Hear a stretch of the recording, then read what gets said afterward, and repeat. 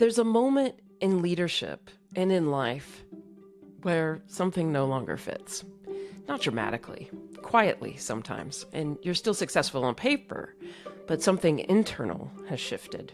No one really talks about that part. I went through it myself, from building a tech company as a CEO to completely changing what I'm doing today, which is being here with you. And what I needed most was a room to have the conversation about that shift, about the internal change. And that's why I created this leadership circle. This is for women who are at a threshold moment where you know there's more, but you can't quite name it yet. And inside, we don't stay at the surface. We look at the story shaping what our leadership and how we change it. And that's called narrative intelligence. And when that story shifts, everything shifts. You don't have to do that alone. If something in your life or your leadership no longer fits, you're in the right place. Come inside, introduce yourself, and let's get started. I'm so glad you're here.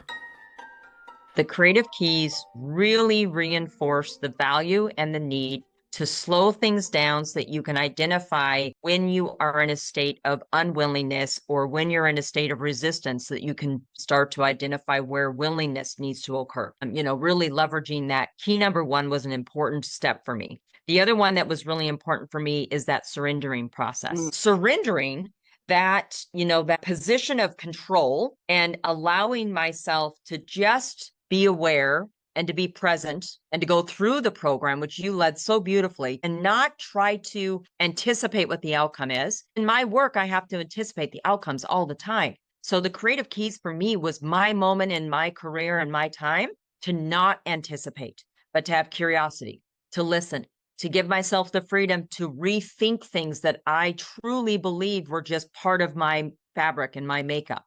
And then how did that then translate into my leadership for my team?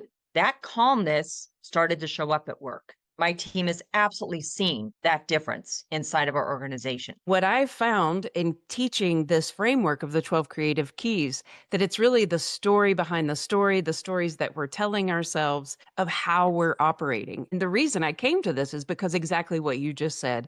You said we are slowing down and asking the why. What is the story we're telling ourselves? Because 3 employees can live through the same 3 experience, and they all have 3 different stories about that experience. And so first addressing that story is narrative intelligence, and then being able to use the keys to transform that story is really where the secret sauce of transformation lies. If a leader is feeling stuck right now, what would you tell them about recognizing the story that is shaping their leadership, that is driving whatever's going on in that stuckness? I will tell them the same thing you told all of us going through Leadership Council, and that is spend time in the hallway, spend time in the story.